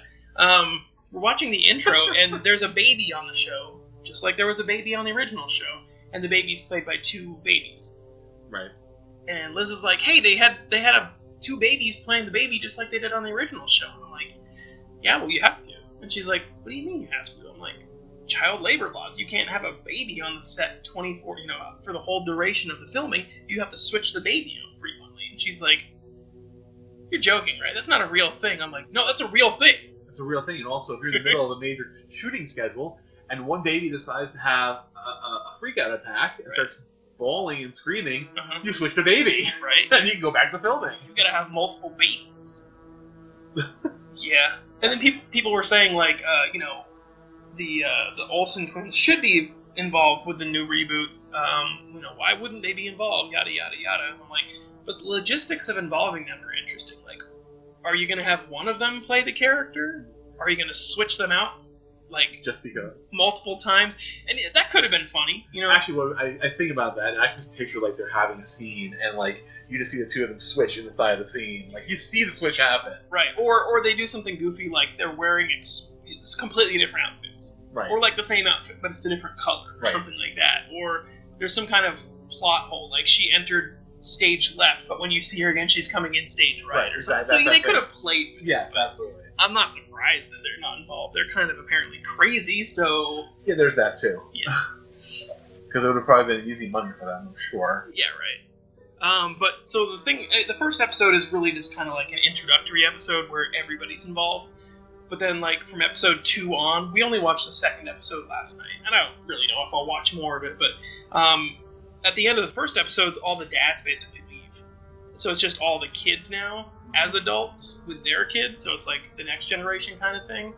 So, and then, I'm sure there are going to be little cameos throughout the whole series. They'll probably come to visit every now and then. Yeah, Uncle Jesse shows up in episode 2 because he's driving to, Nevada or Las Vegas or something like that. Local Beach Boy concert. Yeah, right, exactly. Oh, man. But yeah, it is what it is. It's goofy, and it's completely just a nostalgia thing. Right. Clearly that's all their marketing rights is nostalgia. And if it was all about the catchphrase and everything, I can see, okay, we're going to be real keen to here. Yeah. I could see somebody, a new audience liking the show enough, I guess, but, it's... Liz watched it, and she was like, oh, everybody! She was all happy and excited. She was on board for the whole thing, and I was just kind of I watched those shows when I was a kid, too, but, I don't know. I wasn't watching them seriously. I was ironically watching them. Well, any 80s sitcom, just by the fact that it was a sitcom, in and of itself, you knew it was so fake. Yeah. I think the most realistic of all the sitcoms, just because of the media, I guess, and how they recorded, was Cheers. Just because of how it looked. Yeah. It looked more film-like. Mm-hmm. But everything else, Cosby Show, we don't talk about Cosby. Nope. But Cosby Show, Full House, any of those things, it was this is all for laughs, no matter what, and it's nothing serious going on to speak of. Yeah, you can if you comb through, you can find some very special episodes. Yeah, or there were some series throughout the 80s and the 90s absolutely. That were okay and stuff like that. But yeah, if you look back to the 70s, you had shows like All in the Family. Yeah. All in the Family just basically blows any 80s sitcom, most of them. Mm-hmm. Basically any show that was shown with the same frequency and at the same level and in the same time slots, just blow them out of the water. Mm-hmm. As far as, again, that's another character where, people, you shouldn't necessarily identify with Archie. No. Like, yes. Archie, a good family man and everything like that. He's a nice person, but some of the stuff he believes, you're not supposed to agree with. Absolutely. You know, like, and I feel like certain people, I've had some people I've seen people make memes of, like, Archie Bunker told it the way he told it the way it's supposed to be told, and it's like, you missed the point. Yeah. That's not the point of Archie Bunker. That, like, sure, he supported his family, and he's a great husband. Sometimes he wasn't. But you're not supposed to think like, yeah, his views on the minorities on point. Spot on. No, not at all. But the show did do a good job of letting you know that there's a good person in there. Yes. That's just carrying around some bullshit that he was taught. Mm-hmm. Like when it came down to it, he got along with the Jeffersons. Begrudgingly, yeah. Yes. He could coexist in a world with them. Yes. I always forget that was a connected right. universe. It was the same universe. Exactly. There were a lot of spin-offs from all of the family. Because Archie's place? Yeah. Wasn't there something with Gloria, the daughter? There might have been. Oh, I meant to tell you earlier. I looked it up. The guy who played Shepard Book, not dead. Okay. He's like 70, though. It's one of those things. Yeah, he's gonna get dead. Put him in the Deadpool. Oh, he'll be dead. Yeah, right. I didn't say that. No, yeah. Not knocking on wood to hurt the microphone. Yeah, right. Wait, what microphone? What? Yeah, exactly. Are we recording this? Have you been recording me this whole time? Actually, it was funny because, well, not funny, but it reminds me. Yeah. There was, in the third episode of 11/22/63, there was, he's doing a lot of surveillance on the home across, well, he rented a place across the street or next door to Lee Harvey Oswald. Lee Harvey Oswald, not R.V. Oswald. That's a new character. Strike that reverse. Yeah, no. He just walked into the universe, and for some reason the character's name is different. No, so yeah, they're doing all this surveillance, and like the guy who drops off all this surveillance equipment shows him these wireless microphones. And I'm like, I feel like they spent some time making them look realistic. Like, they look a little shoddy, they look a little homemade and stuff like that, but like, I don't really think their wireless microphones were that good back then. They're literally like, they look like a mint. They're about the size of a mint with like a long wire sticking out of them. And I'm like, yeah, where's the power come from though? Like, I don't know, but I could be wrong. I wasn't alive then, and I haven't really researched it, but I was like, But sometimes you have to do stuff like that in a story. You gotta, just make it happen. Yeah, it's gotta happen. Good old suspension of disbelief. It reminds me, though, what I was going to mention earlier was that, I've talked about this before, and I'm sure I did in Waffle Boat, talked about how I feel like sometimes streaming providers like Netflix and Hulu sort of undercut themselves when they release a show all at once. You can watch every episode in one day if you want. Yeah. People get excited about shows like that, but I feel like over time it benefits the show. Benefits the shows more to release them on a weekly basis, because like 11/22/63, they're only releasing them weekly instead of just giving you the whole thing at once. I feel like it builds up more talk. There's more water cooler talk about a show. If you see what happened on 11/22/63 last night? No, I watched the whole thing 3 weeks ago. I don't know what you're talking about. Like, yeah, I kind of remember that. Not everyone's on the same page right. for this. Are you caught up? It's like what, like right now, with a bunch of us with, say Once Upon a Time. Yeah. At the school, and there's a bunch of people like, oh, do you know what's going? Okay, then we can talk about this. Yeah, exactly. That's the worst when you're like, where? But and then you try to remember like where that what did that happen in that one episode, or was that like a few episodes later? And then what can't I talk past? Right. Oh, I gave that away. Yeah, it's difficult. I mean, on the other hand, obviously you can, with streaming availability, it's not like they do episodes weekly, so people can talk about them weekly, but it's not like back in the day where if you missed the episode, you missed it. Like, right. Unless somebody taped it off of TV, or unless they were going to rerun it in the summer or in the fall or whatever like that, chances are you weren't going to get to see that again. But now you can just pick it up whenever you want. And after it's aired, then you can stream the whole thing. So it's not really the exact same thing as traditionally, how they would have broadcast TV weekly, but I think it's nicer. I think it's cooler that people can watch an episode at a time, and then, like, I get excited about it. Like, Sunday night, I'm like, ooh, there's going to be an episode. There's that anticipation, like, oh, I got to wait for a week for this, but there's something about that feeling. Yeah, and then you get to think about what happened in the episode, especially with a show like 11/22/63, because a lot of stuff happens, and it's about an hour long. If it was a half-hour-long show that didn't have, like, heavy sci-fi stuff, like Fuller House. Mm-hmm. Yeah, okay, stream the whole thing right now. That doesn't really matter. You don't need that much time to think about what happened in the episode. I don't think people are going to be, besides the few things like in-jokes and stuff like that, and breaking the fourth wall, I don't really think people are going to be water cooler chatting about Fuller House, other than, hey, did you see Fuller House? You know, like, remember that? Remember Full House back in the day kind of thing? But yeah, I mean, it's either way is kind of cool, but I do sort of prefer that things get released weekly. Horace and Pete, for example, you have to wait for it, so it's kind of nice. It's interesting that because of these streaming services, they are catering to the binge watcher. Yeah. And there are times, though, that I feel like, well, okay, you've got a season, because usually they're shorter seasons when they're not like a 25 season thing. Right, 12 episodes. I think like Daredevil and Jessica Jones, for example, I think were like 12 or something like that.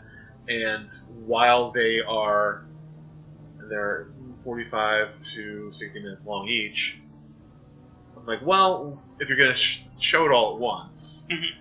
why are you actually making it as episodes like that? Right. And just let's actually say that these are 3 movies. Yeah. And then you can maybe spread it out a little bit more differently. I mean, I guess, of course, the whole idea of, like, if you've got a movie, usually a film is 2 to 2.5 hours long. It's one storyline, maybe 1 or 2 sub storylines to it. Mm-hmm. And you got a series where you've got something different every series, every episode. I kind of see that, but I'm a binge watcher. Yeah. I have a sickness. I have my hand up. I've done it too. Yeah. I don't specifically have a preference. I mean, if they released it one time, I mean, we've got current series that we haven't come up on the DVR, and all right, well, we can watch one. Mm-hmm. All right, fine. Supernatural's on. Let's watch one. All right, we'll watch another one in a week. But boy, when Daredevil came out, when Jessica Jones came out, not even Daredevil as much, but Jessica Jones came out, we finished that off in like a weekend. Yeah. It was like done. Well, I watched Making a Murderer in one night, but I kind of tricked myself into doing that because I thought it was 6 episodes long. And then I was like, oh, there are more. There are like 4 more episodes. And I was like, well, might as well do it now. Yeah, and I wasn't doing anything the next day, so I was like, I may as well just stay up overnight and watch this whole thing. Done and done. Yeah, that was actually. Did you get around to seeing that yet? No. I'm sure you've heard a lot about it. I've heard. I say chatter because I don't know what people have been saying about it, but I know people are talking about it. Yeah, it was pretty good. It was kind of like the last few episodes were so-so because it's just like so procedural. Like they're in court and things go back and forth, and like other stuff gets dragged into it that's kind of on the sidelines of the story, and it's like And I feel like a lot of people were like, oh my god, this totally opens my eyes into how deep police corruption can be and stuff like that. And it's like, it's good that you're aware now, but like, really? You weren't aware that there was police corruption before this? And the whole idea that people were like, wow, just because you get convicted of a crime doesn't mean you actually did it. Like, no shit. That's how it works, man. They just have a lot of evidence that suggests you did, and you can't prove you didn't do it. Someone has to go down for this, so you're the guy. It's like, that's how it works, man. That's the reality of the justice system. Reality, unfortunately, there are people out there who don't understand how that works. Yeah. Like, something terrible, say like some really popular musician in the 80s gets accused of molesting children, and he goes to court, and he gets convicted. Or, they say, even if he doesn't, even if nothing is ever proven in the court of public opinion, he's still known as a child molester forever, regardless of whether he did it or not. So you've got to battle against public opinion, and also, if you get convicted of something, now everybody thinks you did it. There's no, you can't be like, well, just because he got convicted doesn't mean he did it. People are like, whoa, hey, that throws everything into question. Like, I don't know what to believe anymore. It's like, well, sorry, but like, this is the reality of the situation. Everyone who got convicted of a crime wasn't guilty of that crime. That's just the reality. Like, people are like, well, it's such an infinitesimal section. It's like, I don't think it's as small as you think it is. No. Because, there are definitely innocent people in jail. All the time. Yeah. Yeah. lot it's of a sad thing, but and it's the way what this documentary points out. The first portion of it, at least, is that the worst thing about an innocent person going to jail is that the person who's guilty is still out there. Doing more bad things. Yeah, and he, not to spoil the thing, but that actually happened. Mm-hmm. The guy who really did the stuff the guy went to jail for continued to be a piece of shit. But it was a little disheartening for me to hear people being like, I never knew this was such a big problem. It's great that people get woken to stuff like that. Mm-hmm. And that's happening a lot in society now with like social justice movements and things like that. People are becoming more aware. People in their 20s and 30s are starting to realize that shit's kind of fucked up. But like they act like nobody else ever knew that. Like, you guys, people in your 30s and 40s, why don't you know this? It's like, we know it.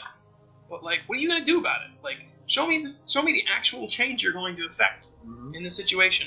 Some of it's unchangeable. The situation is that unjust things happen. It's terrible when they happen, but like, what are you going to do about it? Once it's happened, it's happened. Yeah. You can't tell that public, the court of public opinion, you can't regard this guy as a child molester anymore because we have no evidence that he's a child molester. People are going to treat him that way. You can't change their minds. It's very hard once an opinion of something that strong has been around for so long to change it. It's just not going to happen. No. Even if they were to come around and say, we have new evidence, even specifically saying that it wasn't them and it was someone else, there are still going to be people who are going to not know that part. Right. They're not going to. The funny thing about it is they're not going to believe it. Right. They will believe the non-true story. Yeah. And say that people who disbelieve that are stupid. But if new evidence comes along, they will openly disbelieve that. Mm-hmm. They're like, nope, that's just how it is now. It's crazy. There was a thing that's kind of only tangentially related to this, but recently where a hip-hop artist named B.O.B. released a song about how the Earth is flat. Right, I remember. Like, unbelievable. Like, and people, there seems to be a lot of people wanting to think. I'm not saying like this guy never thought before, but sometimes it's like people overthink things, and they're like, if something seems too obvious, it's because I'm not thinking about it. Or something seems too true, I need to think more about it until I change my mind. Or until I think the opposite is true. So this guy's like, the Earth is flat. There's no evidence to suggest that the Earth is round. It's like, except for all this evidence that the Earth is round. It's like we have photographic evidence that the world is round. We have scientific, observable. You can perform experiments that show you that the Earth is round. Based on this information, well, and his like whole critique of the Earth is round, quote unquote, theory in his mind is that if I look at the horizon, I don't see the curve. It's like, you're an idiot. Because it's curving the other way, you dipshit. Well, it's like, and a good example is, I forget what there's a piece of fiction that's based on this idea, is that if you live on a two-dimensional plane, like your whole world is flat, if a sphere intersects with that, comes down through this plane, what you see is a series of rings that expand and then contract. And that's all you ever see. Mm-hmm. So that person who lives on that two-dimensional plane can't tell me that a sphere didn't just pass through this plane. They're just going to say, it looked like a series of rings was over there for a while, and then they went away. Mm-hmm. And not to mention, you would think, you say you can't see the curve, but if you were on a flat, if the world was flat, if I was standing in a clear area, I would look across the Gulf of Mexico and be able to potentially see any like oil rig or anything over there, and when a ship takes off, it doesn't suddenly look like it's sinking because it's going over the curve the other way. Right. I'm standing on I-4 and I can see Disney World from here because even though it's 50 miles down the road, everything's flat, so I can see the top of the castle. Yeah. The unfortunate thing about the whole, and we're kind of going off on a tangent, but whatever, about the whole flat Earth phenomenon is that people who are most responsible for the idea of the Earth, the whole modern pushing of the flat Earth theory, don't really believe it. it's more of a thought experiment to them, and their belief is that if you can convincingly present an argument, being able to hold your argument and get people to believe you is more important than being right. And they literally believe this, but other people don't realize that's what's going on. And they jump on the bandwagon thinking that these people really believe this stuff. And then they start parroting out to other people, and people who are uneducated carry these beliefs. They think this is another possible scientific model of how our planet works. It's like, have you looked at the moon? The moon is round. Have you looked at all the other planets in our solar system? They are all round. How do you know they're round, Wayne? I've seen pictures of them, Todd. I've never been there. I don't have first-hand experience, except the moon. I have seen the moon from Earth. I was going to say, you've been to the moon. Nope, I've seen it, though. I have looked up at the moon. It's just, some of the stuff people just, they don't, a lot of ignorance just stems, and it's really not anything surprising. Education. People are undereducated. Oh, yeah. People do know a lot more than they realize, though. Granted. There'll be all these, stupid quizzes on Facebook, these 10 questions about world history, and a lot of people are like, man, this quiz was really easy. I got a 7, or an 8, or a 9, or I got all 10 right. And it's like, yeah, but, you actually know some stuff. Compared to people 50, 100 years ago, yeah, you're incredibly intelligent. You know how things work. Mm-hmm. Go back to when we were younger. Just the fact that because of the way media works, and just the internet in general, yeah. But of course, the world being smaller, and all that, so you have a bigger pool of knowledge to have. Yeah. So it's more accessible. And but people, there's so much ignorance, people being not to go too far off on this tangent, but just generally racism that some possible presidential candidates might espouse is entirely rooted in a lack of education. I'm not familiar with this culture. This culture scares me. They must be the worst thing ever. Of course. I don't know. People their unwillingness to expose themselves to other things to understand them amazes me. Yeah, the people who think that they know so much, but they definitely don't know so much. They're even the more scary. I know everything. No, you know nothing. Right. And there's this attitude of, if I open myself up to understanding about that, that's like letting them in. So now I think they're afraid that they're going to be brainwashed or something. Yeah. If I open my eyes, I'll have to see shit. And I don't want to, because I have these ideas that I hold very near and dear to me, and then I'll have to learn a whole bunch of new shit, and I might become a whole new person if I have to actually open myself up to the scope of reality. That would be a bad thing. Yeah, because I'm afraid of being somebody else. There was actually a great takedown on YouTube. The guy who was actually performing this takedown of a theory I don't agree with in general, he says some really weird, kind of almost anti-Semitic things in a few of his other videos, but he was doing kind of a call-in thing where people could Skype in and ask him a question, and this guy Skyped in and said, I believe that the Earth might be flat. What's your rebuttal to that? And this guy just broke it down.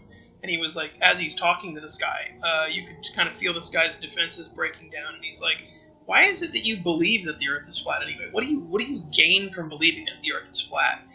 And it was about 45 minutes long, this whole conversation. And he'd gotten this guy to this point where this guy just openly admitted, if I believe that the Earth is round and that everything else is round, that the Earth is not the center of the universe and we're insignificant. This guy's whole belief system is just to comfort himself. The world is really scary if I think about it. Yeah. So I'm gonna create this fantasy world to make myself more comfortable. But more of yourself. Yeah, exactly. And it's not enough for me to hold it. I have to give it to other people and make other people believe it and talk shit about people who don't believe it. And it's that's scary. That people think that it's easier to live in that world. It's why not just live, have granted the scientific community, our idea, our understanding of the world around us, some of it is still theory, and we're just dealing with the world with the most available and most recent information, and this is our best model for how stuff works. And undoubtedly we'll discover that some of it's not exactly how it works. like we were onto something, but like it's actually bigger than this, or it works differently, and stuff like that. But why people don't want to just get with the... I'm not saying people have to get with the consensus, but like it's probably just easier to believe what's most likely closer to the truth. Yes, don't be the contrarian just to be the contrarian. Right. And yeah, you need to accept some reality. Yeah, absolutely. Don't delude yourself to the point that I am the most important thing in the world. I mean, think about that. We're not. Yeah. I mean, we are to each other, maybe, but in the scheme of things, we're, almost like a virus on this planet. Yeah, right.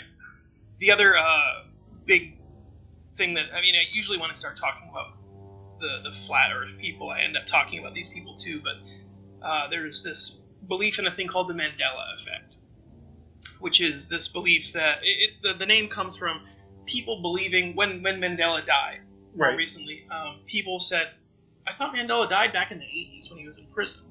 So people started getting onto this whole idea of thinking that somehow timelines have converged.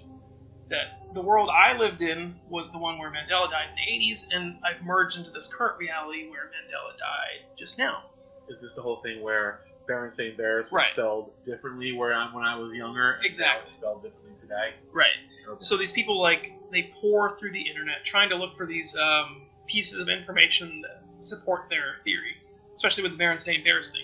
People will be like, look, I've got this JPEG of a page from a TV guide where Berenstain was spelled the way I remembered it. Okay, the person who wrote that spelled it wrong. That's all that is.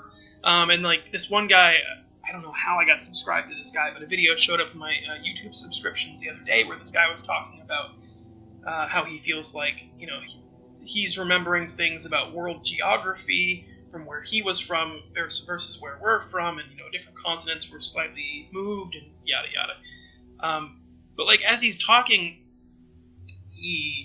I think he's giving away more information than he should, that kind of undercut his stance, because he's like, yeah, and then, I feel like my wife is from a different world, and we don't agree with things anymore, and it's like, bro.